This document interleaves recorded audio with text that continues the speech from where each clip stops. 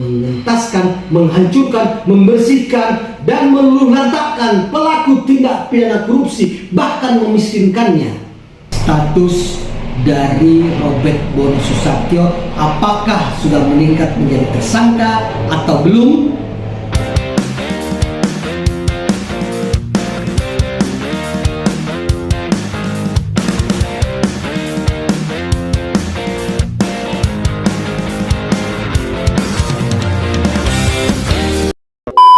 A'udzubillahiminasyaitonirrajim. Bismillahirrahmanirrahim. Ya ayyuhallazina amanu hal adullukum ala tijarati tunjikum min azabin alim tu'minuna billahi wa rasulih wa tujahiduna fi sabilillah bi amwalikum wa anfusikum zalikum khairul lakum in kuntum ta'lamun. Assalamualaikum warahmatullahi wabarakatuh. Bertemu kembali kita dalam session berikutnya, session yang ketiga dalam pembahasan seputaran bagi-bagi uang di dalam tindak pidana korupsi tambang timah yang terjadi di PT Timah Tbk. Sahabat sekalian, beberapa waktu yang lalu di dalam apa yang telah saya sampaikan di episode pertama tentang kejanggalan yang terjadi dalam putusan 6,5 tahun denda 1 miliar dan uang pengganti 200 miliar yang divonis oleh Majelis Hakim Pak Eko Puryanto terhadap terdakwa Harvey Muiz. Itu menjadi viral sehingga Pak Presiden Prabowo Subianto juga memberikan sindiran pedas yang menyatakan baiknya dihukum dengan 50 tahun penjara. Jadi luar biasa. Nah, kemudian pembahasan berikutnya ada yang saya pertanyakan tentang keterlibatan Robert Bono Susatyo yang sampai saat ini tidak pernah dihadirkan di persidangan dan juga sampai hari ini statusnya juga masih sebagai saksi. Nah, pembahasan kemarin telah kita sampaikan yang saya kutip beberapa dari media Tempo maupun CNBC Indonesia. Ada kemarin saya sampaikan terkait 22 tersangka dugaan korupsi timah yang merugikan negara itu lebih kurang 300 triliun dan sudah dihukum diantaranya 15 terdakwa, yakni Kepala Dinas ASDM Provinsi Kepulauan Bangka Belitung periode 2015 hingga Maret 2018 Suranto Wibowo divonis 4 tahun dan denda 100 juta. Kemudian sudah juga divonis pelaksana tugas PLT Kepala Dinas ASDM Provinsi Kepulauan Bangka Belitung Maret 2019 yakni Rusbani divonis dengan 2 tahun penjara dan denda 50 juta rupiah. Selanjutnya ada Kepala Dinas ASDM Provinsi Kepulauan Bangka Belitung periode 2021-2024 yang juga sudah diputus oleh Majelis Hakim, yakni dengan terdakwa Amir Syahbana divonis dengan 4 tahun penjara dan uang pengganti 329.999.998 rupiah. Nah, kemudian terdakwa lainnya yakni adik dari Tambon Tamsil, yakni yang bernama Tony Tamsil alias Ahi, yang dituduh sebagai tersangka ataupun terdakwa perintangan penyidikan obstruction of justice yang dihukum sudah divonis kemarin juga selama 3 tahun penjara. Kemudian terdakwa berikutnya yakni Komisaris PT Stanindo Inti Perkasa Suwito Gunawan juga sudah dijatuhi hukuman, divonis 8 tahun penjara dengan uang pengganti 2,2 triliun. Kemudian Terdakwa lainnya yakni pemilik manfaat atau dalam bahasa Inggrisnya itu atau di istilah bisnisnya benefit official ownership dari CV Venus Inti Perkasa yakni Tamron Tansil alias Aon. Divonis dengan 8 tahun penjara, kemudian denda 1 miliar dan uang pengganti sebesar 3,5 triliun. Kemudian terdakwa lainnya yakni Direktur Utama CV Venus Inti Perkasa yang bernama Hasan Chi alias ASN divonis dengan 5 tahun penjara. Kemudian terdakwa lainnya yakni bekas Komisaris CV Venus Inti Perkasa Kuan Yung alias Buyung itu divonis 5 tahun penjara tanpa denda, tanpa uang pengganti. Kemudian ada Direktur Utama PT Sariguna Bina Sentosa yakni Robert Indarto divonis 8 tahun penjara dengan uang pengganti itu sebesar 1,9 triliun. Kemudian terdakwa berikutnya yakni General Manager PT Tinindo Internusa Rosalina divonis 4 tahun penjara dan denda 750 juta. Kemudian ini yang menjadi fokus kemarin juga tentang keterlibatan Robert Bono Susatyo, yakni di PT Refinet Bangkatin atau RBT, mirip dengan singkatan Robert RBT, di mana itu direktur utamanya yakni Suparta. Suparta ini dihukum dengan vonis 8 tahun dan uang pengganti 4,5 triliun. Kemudian ada Direktur Pengembangan Usaha PT Refinet Bangkatin, lagi-lagi PT Refinet Bangkatin. Terlibat di sini kepemilikan dari Robert, apakah diduga kepemilikan dari Robert Bono Susatyo, nanti kita ulas. Nah, Reza Andriansah divonis dengan 5 tahun penjara tanpa denda, tanpa uang pengganti. Kemudian berikutnya adalah manajer marketing dari PT Quantum Skyline Exchange, tempat tukar menukar uang dolar, uang mata uang asing, yakni Helena Lim yang dikenal dengan Crazy Rich-nya Pantai Indah Kapuk Peak yang divonis juga 5 tahun penjara. Kemudian ada perwakilan PT Refinet Bangkatin yang kemarin tadi saya sampaikan adalah Harvey Muiz, suami dari artis Sandra Dewi yang divonis 6 tahun setengah, denda 1 miliar dan uang pengganti 210 miliar yang kemarin sangat heboh di dunia maya, baik TikTok, Facebook, media online, media cetak maupun media sosial lainnya, Instagram, Twitter, ramai dibicarakan. Nah, yang pada akhirnya ya kita nggak bisa menilai apakah kejaksaan ini merasa terpaksa untuk melakukan banding atau tidak.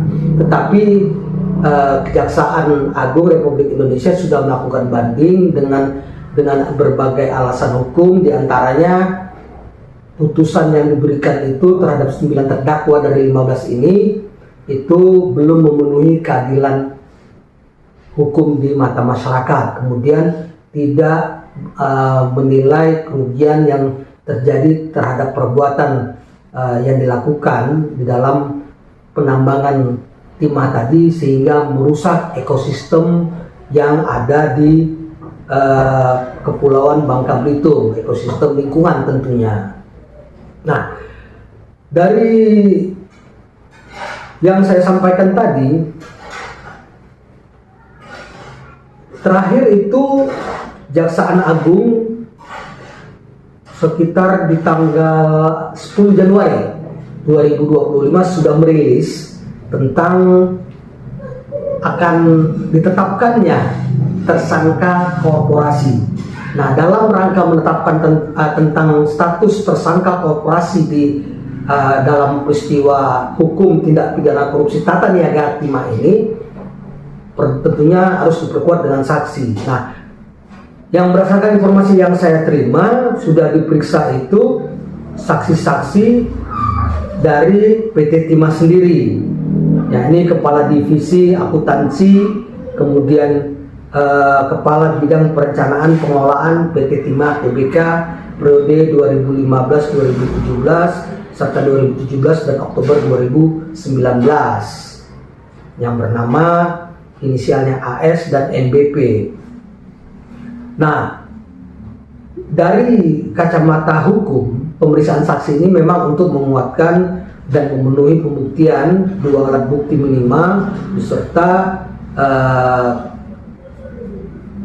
tentang tindak pidana apa yang akan diterapkan dalam tindak pidana korupsi tadi, pasal apa dan undang-undang berapa yang akan diterapkan nantinya. Nah, kita ingat kembali ya, di dalam konferensi pers ataupun di dalam kutipan di tanggal 2 Januari 2025 yang lalu, itu Direktur Penyidikan Jampitsus pada Kejaksaan Agung RI telah tegas menetapkan 5 tersangka korporasi, yakni pertama PT Refinet Bangka Tin atau PT RBT, kedua PT Stanindo Inti Perkasa, ketiga PT Timindo Internusa, PT Sariuguna Bina Sentosa, dan yang terakhir yakni yang kelima CV Venus Inti Perkasa.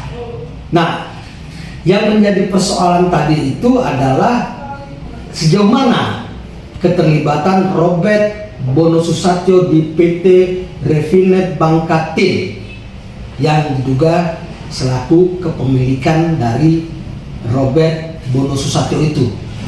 Nah, nanti kita ulas apa saja yang disampaikan di dalam dakwaan oleh jaksa penuntut umum dalam persidangan, apa saja yang disampaikan keterkaitan Robert Bono Susatyo tadi.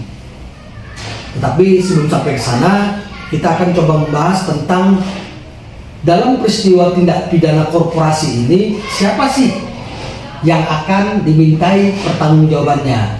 Nah, di Indonesia ini ada 4 undang-undang yang mengatur tentang tindak pidana korporasi, karena memang sampai saat ini belum ada satu undang-undang yang mengatur tindak pidana korporasi. Nah, belum ada ya yang istilahnya undang-undang khusus atau extraordinary dari tindak pidana korporasi tadi. Tetapi ada 4 ketentuan undang-undang yang mengatur tindak pidana korupsi, yakni Undang-Undang Perlindungan dan Pengelolaan Lingkungan Hidup, yaitu Undang-Undang Nomor 32 Tahun 2009. Kemudian ada Undang-Undang tentang Pemberantasan Tindak Pidana Korupsi (Tipikor), yakni Undang-Undang Nomor 31 Tahun 1999. Kemudian ada juga Undang-Undang Nomor 8 Tahun 2020 tentang tindak pencegahan dan pemberantasan tindak pidana pencucian uang yang disingkat dengan Undang-Undang TPPU. Nah, terakhir, tapi ini belum berlaku ya, walaupun sudah diundang-undangkan tetapi belum berlaku, karena berlakunya nanti setelah 3 tahun dari tanggal diundang-undangkannya undang-undang tersebut, ya. Ini KUHP terbaru yang dimaksud dalam Undang-Undang Nomor 1 Tahun 2023. Nah, itu nantinya berlaku nanti. Tapi kalau sudah saya sampaikan tadi kan ada 4, berarti kalau dengan kondisi real sekarang ini ada 3 undang-undang yang akan dipergunakan dalam penuntutan maupun di dalam penyelidikan ataupun penyidikan sampai dengan penuntutan dan dakwaan terhadap tindak pidana korporasi tadi, yakni Undang-Undang Nomor 32 Tahun 2009, Undang-Undang Nomor 31 Tahun 1999, kemudian Undang-Undang Nomor 8 Tahun 2010. Nah, kita coba membahas itu apa sih yang dimaksud undang-undang tindak pidana korporasi tadi berdasarkan Undang-Undang Tipikor. Nah, dalam Undang-Undang Tipikor itu disebutkan korporasi tadi itu adalah kumpulan orang atau kekayaan yang terorganisasi, baik merupakan badan hukum maupun bukan badan hukum. Itu ya. Kemudian kalau di undang-undang KUHP yang baru itu disebutkan korporasi mencakup badan hukum yang berbentuk perseroan terbatas, yayasan, koperasi, serta badan usaha milik negara, badan usaha milik daerah, atau yang disamakan dengan itu, serta perkumpulan baik yang berbadan hukum maupun tidak berbadan hukum. Badan hukum yang berbentuk usaha, firma, persekutuan komunitas, atau yang disamakan itu dengan sesuai ketentuan peraturan perundang-undangan. Nah, di dalam tindak pidana korporasi ini tentunya ada yang bertanggung jawab atau ada yang dimintai pertanggungjawabannya. Nah, ini pertama itu dimintai pertanggungjawabannya itu korporasinya sendiri. Kemudian pengurus yang mempunyai kedudukan fungsional, kemudian pemberi perintah, orang yang memberi perintah, artinya orang ini memiliki kekuatan yang luar biasa, apakah dia pemegang saham terbesar, ataukah dia komisaris utama yang bisa memerintahkan korporasi tadi itu untuk melakukan tindak pidana korporasi tadi. Dalam hal ini kita mempersempitnya dalam tindak pidana korupsi tambang timah. Kemudian ada pemegang kendali, kemudian ada pemilik manfaat korporasi, benefit beneficiary tadi. Nah, tetapi dengan masih adanya kekosongan hukum, maka Mahkamah Agung mengeluarkan Peraturan Mahkamah Agung Republik Indonesia nomor 13 tahun 2016. Nah, di mana di dalam pasal 23-nya disebutkan pada pokoknya hakim dapat menjatuhkan pidana terhadap korporasi atau pengurus atau korporasi dan sekaligus pengurusnya, baik secara alternatif maupun kumulatif. Nah, artinya korporasi sebagai subjek hukum rek person yang merupakan bentuk artificial person dari seseorang yang dapat memiliki hak dan kewajiban hukum. Nah, yang membedakan korporasi tadi dengan manusia adalah korporasi tadi sebagai subjek hukum yang tidak dapat dikenakan pemidanaan berupa pidana yang merampas kemerdekaan badan ataupun penjara untuk korporasinya, untuk perusahaannya, atau untuk badan usahanya, atau untuk badan hukumnya. Maka pidana korporasi tadi menurut Undang-Undang Nomor 1 Tahun 2023 KUHP yang terbaru itu ada membagi dua tentang pidana pokok dan pidana tambahan. Nah, pidana pokoknya itu berupa denda kemudian senilai 200 juta. Namun ada pengecualian, kalau dikecualikan oleh undang-undang yang lain ada ketentuan yang bisa mempidana di bawah maksimal tuntutan penjara itu adalah 7 tahun penjara dengan denda 2 miliar, kemudian ada denda juga 5 miliar, kemudian ada yang sangat luar biasa berat adalah pidana hukuman mati, kemudian pidana penjara hukuman seumur hidup atau paling lama 20 tahun, dan denda pengganti itu adalah sebesar 50 miliar. Itu yang dimaksud dengan pidana pokok. Nah, terkait terhadap pidana tambahan terhadap korporasi itu apa saja? Nah, itu misalkan yang diatur oleh undang-undang tadi, hakim ataupun jaksa penuntut umum bisa menuntut untuk korporasi tadi untuk melakukan pembayaran ganti rugi. Kemudian ada perbaikan-perbaikan yang harus dilakukan akibat tindak pidana yang dilakukan. Kemudian pelaksanaan kewajiban yang telah dilalaikan. Kemudian ada juga perintah pembiayaan pelatihan kerja. Kemudian ada perampasan barang atau keuntungan yang diperoleh dari tindak pidana tadi. Nah, Kemudian ada juga pencabutan izin, kemudian pelarangan permanen untuk beroperasinya badan usaha atau kooperasi tadi, atau pembukuan seluruh aset, bahkan kepada pembubaran kooperasi tadi. Nah, misalkan yang bisa saya sampaikan di dalam korupsi tata niaga timah pada PT Timah Tbk ini terkait kepada lingkungan hidup, ekosistem, yang menurut penilaian ahli itu dari 271 triliun ternyata di dalam dakwaan maupun dalam putusan pengadilan terhadap perkara yang terkait tentang tata niaga timah ini adalah 300 triliun. Luar biasa, 300 triliun loh.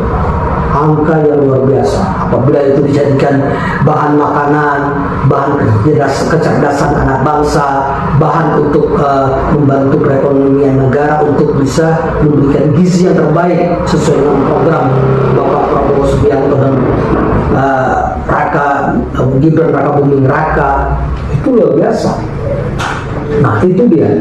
Nah, kemudian di dalam tindak pidana korporasi dalam ketentuan Undang-Undang Lingkungan Hidup itu diatur di pasal 98.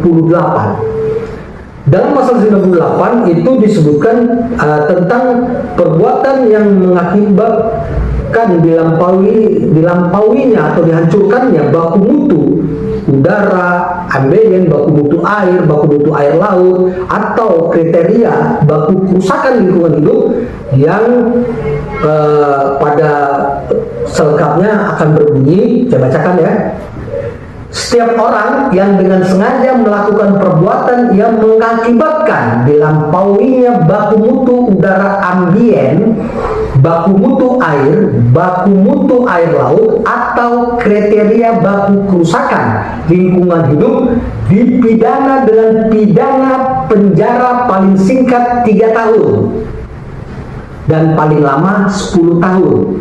Dan denda paling sedikit 3 miliar rupiah, paling banyak 10 miliar rupiah. Nah, dari hal ini kita akan melompat terhadap perkembangan kasus yang mana tadi saya sampaikan ada permintaan dari beberapa pihak, dari ahli maupun penggiat anti korupsi, dan mempertanyakan, termasuk saya juga mempertanyakan, kenapa Robert Bono Susatyo ini tidak pernah dipanggil untuk memberikan keterangannya di persidangan yang memeriksa 15 terdakwa tindak pidana korupsi tata niaga Timah Tbk. Itu yang menjadi sorotan tajam publik terhadap Kejaksaan Republik Indonesia, terhadap Kejaksaan Agung Republik Indonesia. Itu yang menjadi pertanyaan besar. Dan saya yakin dan berharap, sangat berharap, pemanggilan yang dilakukan oleh Bapak Presiden Prabowo Subianto kemarin terhadap para petinggi pejabat Kejaksaan Agung Republik Indonesia, mulai dari Kejaksaan Agung, mulai dari Jaksa Agungnya, Jampitsusnya, Jampidumnya, Jamdatumnya, bahkan sampai Jaksa Intelnya pun sudah dipanggil ke Istana Presiden. Dan saya yakin ini merupakan salah satu topik pembicaraan kenapa Robert Bono Susatyo tidak dihadirkan di persidangan oleh jaksa penuntut umum. Dugaan saya seperti itu, feeling saya seperti itu karena apa? Karena ada disebutkan di dalam dakwaan jaksa penuntut umum di dalam persidangan, yang mana Robert Bono Susatyo yang diduga bos PT Revin Bangka Tin ini di dalam dakwaan perkara korupsi timah itu di persidangan tanggal 31 Juli 2024 Pengadilan Tipikor Jakarta, jaksa penuntut umum menyebutkan loh secara tegas bahwasanya Robert Bono Susatyo ini pernah bertemu dengan tersangka lainnya pada tahun 2018. Namun nyatanya sampai saat ini belum ditetapkan sebagai tersangka atau tidak ditetapkan sebagai tersangka. Jaksa Agung pada Kamis tanggal 10 Oktober 2024 kemarin dalam persidangannya itu sudah menghadirkan istri Harvey Muiz, Sandra Dewi, ke persidangan. Nah, ternyata di persidangan itu Sandra Dewi mengakui dia kasih uang 10 miliar loh ke PT Refinet Bangkatin yang diterima oleh Suparta. Luar biasa kan? Nah, baik Suparta maupun Harvey Muiz, suaminya Sandra Dewi ini sudah dijadikan tersangka dan sudah dijadikan terdakwa dan sudah dihukum, dan akhirnya jaksa banding terhadap hukuman yang telah dijatuhkan pengadilan tingkat pertama, pengadilan tindak pidana korupsi Jakarta Pusat. Itu. Nah, khalayak ramai kan sudah mengetahui bahwasanya PT RBT ini merupakan smelter yang patut diduga menginisiasi loh, berarti merupakan ide, merupakan niat jahatnya sudah nampak untuk melakukan penambangan ilegal di wilayah izin usaha pertambangan PT Timah. Nah, dan juga di dalam dakwaan itu sudah disebutkan juga bahwasanya PT RBT tadi serta Harvey Muiz melakukan penyisihan sebagian keuntungan penambangan timah ilegal di PT Timah tadi dengan dalih untuk pembayaran dana CSR. CSR apa? Bisa dilihat di internet, tetapi akan saya jelaskan. CSR ini dana bantuan kepada masyarakat kecil, masyarakat yang tidak mampu, ataupun kegiatan-kegiatan yang membutuhkan dana bantuan amalia. Nah, di dalam persidangan, jaksa secara tegas di dalam dakwaannya telah mengungkapkan peran Robert Bono Susatyo ini. Jaksa menyebutkan Robert Bono Susatyo ada ikut pertemuan di awal tahun 2018. Ada beberapa kali pertemuan antara perwakilan PT Timah dengan perwakilan PT Refinet Bangkatin atau PT RBT. Nah, dalam dakwaan itu disebutkan PT Timah TBK saat itu hadir, direktur utamanya langsung loh.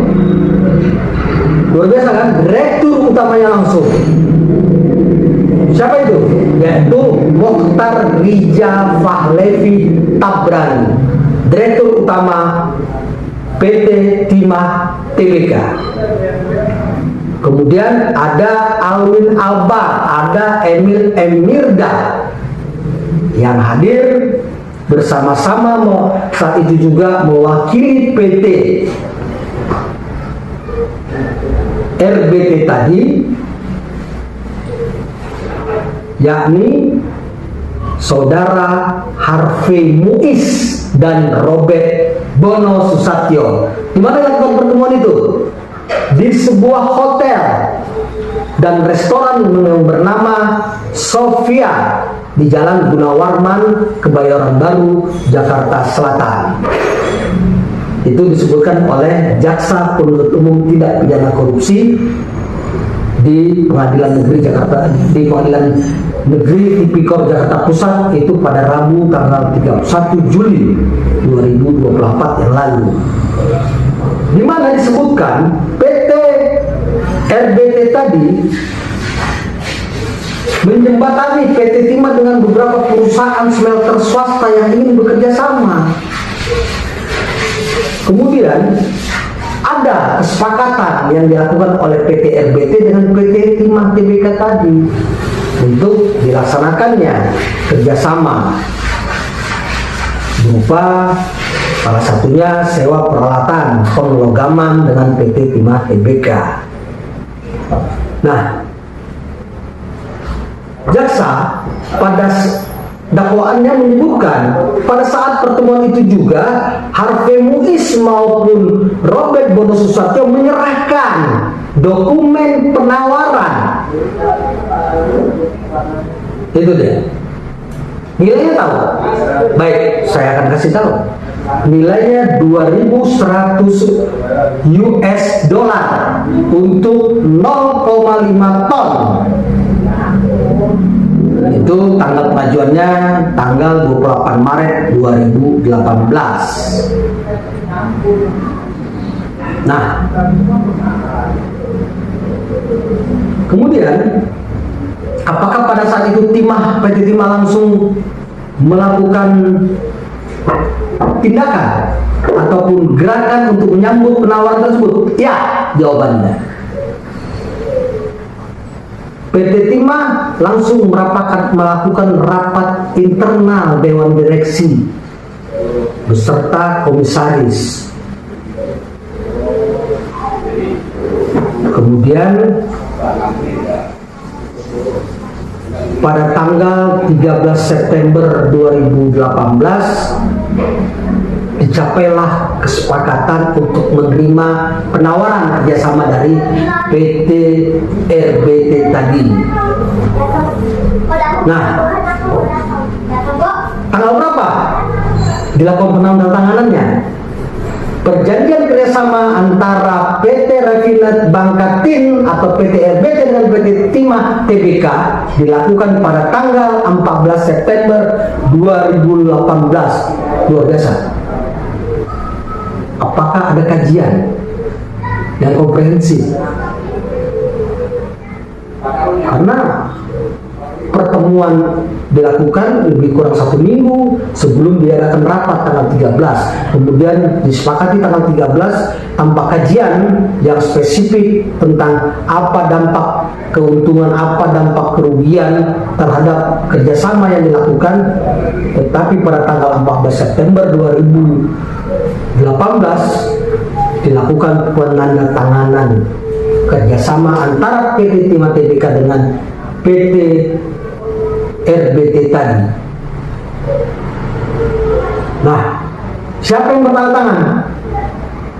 Direktur Utama PT Timah Tbk bersama Direktur Utama PT Refinet Bangkatin atau PT RBT, yaitu Bapak Suparta.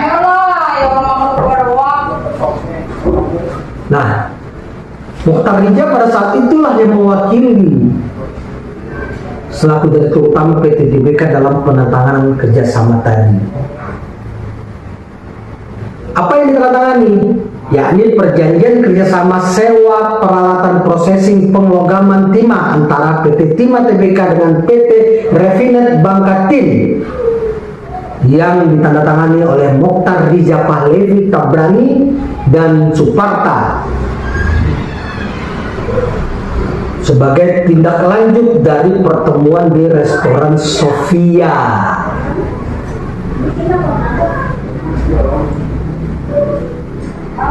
Nah, kemudian dalam hal ini sampai detik saya bicara ini belum dapat saya kabar yang pasti, isu pun saya tak dapatkan tentang status dari Robert Bono Susatyo, apakah sudah meningkat menjadi tersangka atau belum. apakah dalam persidangan terdakwa lainnya akan dijadikan sebagai saksi, ataukah apakah yang akan datang akan menjadi tersangka dalam dugaan tindak pidana korporate.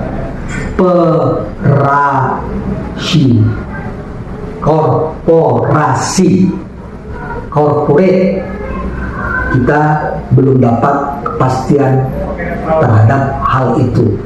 Namun mari kita berdoa kehadirat Allah Subhanahu wa taala, Tuhan Yang Maha Esa, agar Bapak Jaksa Agung, Bapak Jaksa Agung Pidana Khusus, Jampitsus, serta Direktur Penyidikan maupun jaksa-jaksa penuntutnya maupun jaksa peneliti berani menetapkan status yang pasti terhadap Robert Bono Susatyo. Kalau dari data persidangan yang saya beberapa kali ikuti, kemudian kita simak dari beberapa pemberitaan di beberapa media online sekelas Tempo, kemudian sekelas CNBC, kemudian Detik, kemudian surat kabar Kompas dan media Indonesia, serta surat kabar papan atas lainnya. Kalau saya lihat dari kacamata hukum, selaku praktisi hukum, sudah cukup alat bukti untuk menetapkan Robert Bono Susatyo sebagai tersangka yang diduga berdasarkan dari hasil bahan dakwaan jaksa penuntut umum, ada peran awal Robert Bono Susatyo bersama-sama Harvey Muiz di dalam pertemuan awal tahun 2018, yang mana saat itu PT Timah diwakili oleh Direktur Utamanya Mokhtar Dejapale Pitabrani, kemudian Direktur Operasional Alwin Albar, dan Direktur Keuangan Emil Ermindra dan mewakili PT Timah Tbk. Kemudian saat itu PT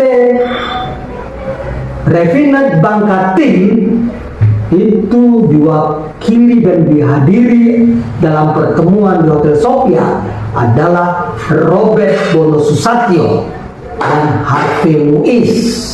Jelas kan? Harvey Muiz sudah dijadikan tersangka dan sudah duduk di kursi pesakitan, sudah dijadikan terdakwa. Bagaimana Robert Bono Susatyo ini?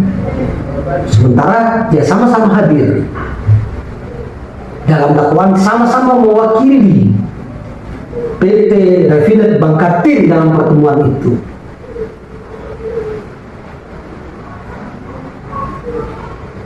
Jadi jelas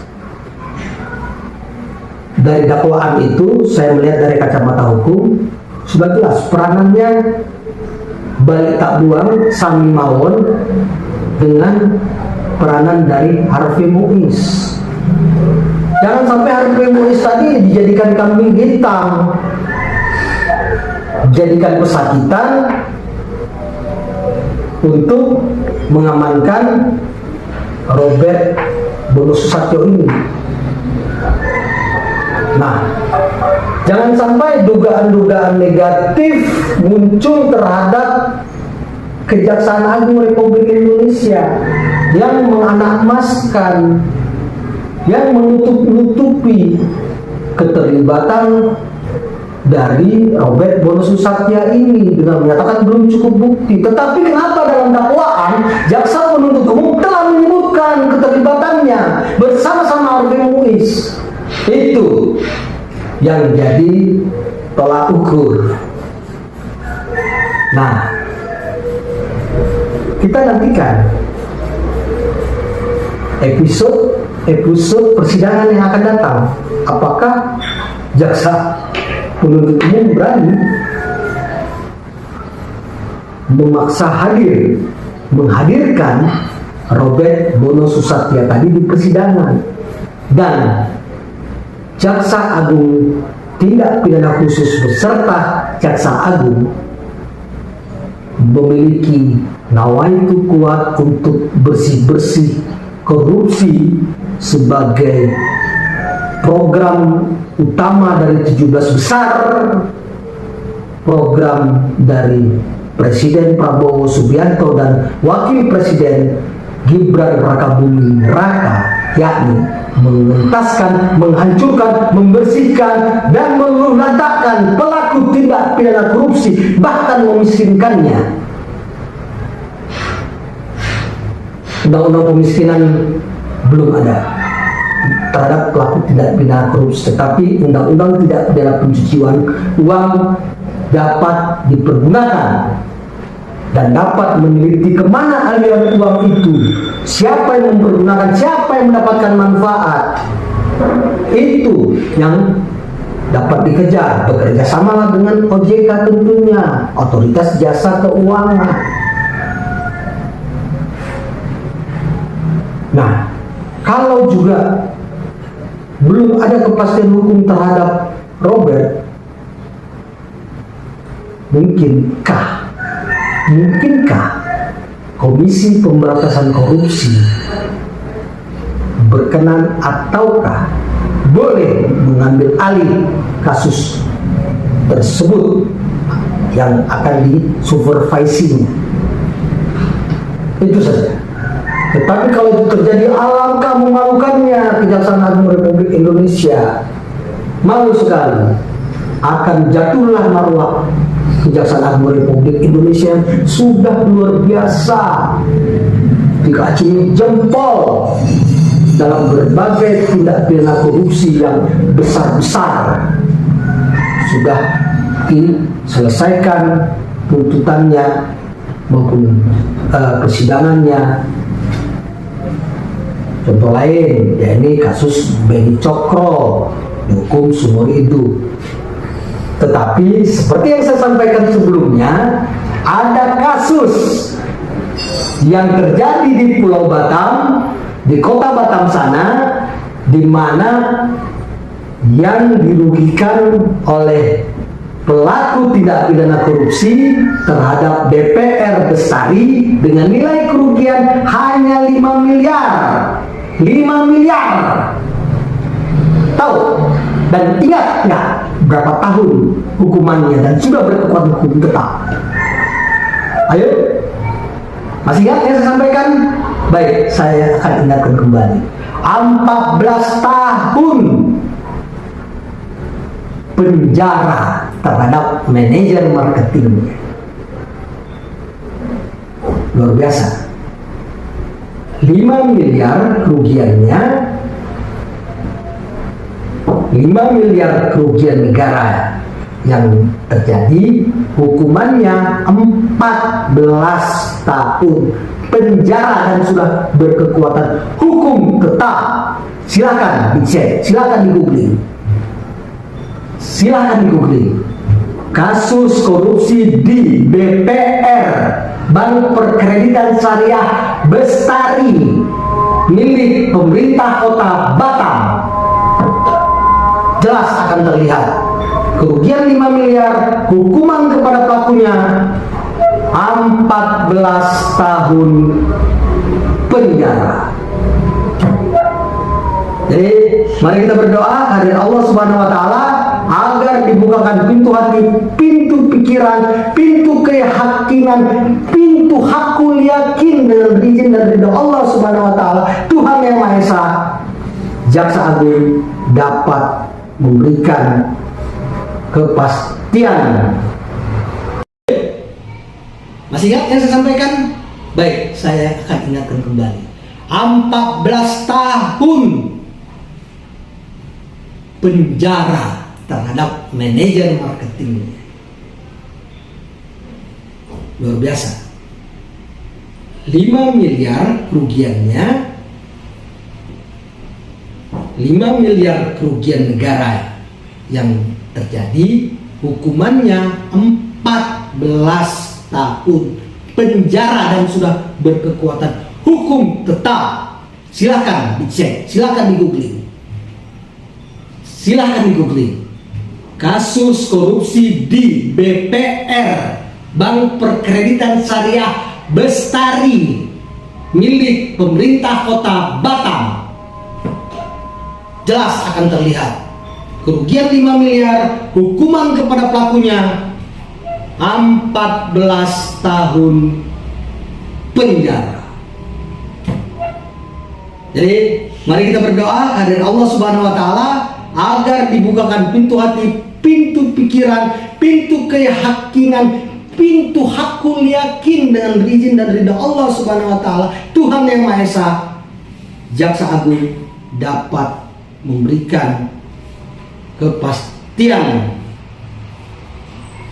terhadap kelanjutan tindak pidana korupsi tata niaga di PT Timah Tbk ini, yang pada dakwaannya jelas disebutkan hadir bersama-sama dalam pertemuan di Hotel Sophia, yakni Robert Bono Susetio bersama Harvey Muiz.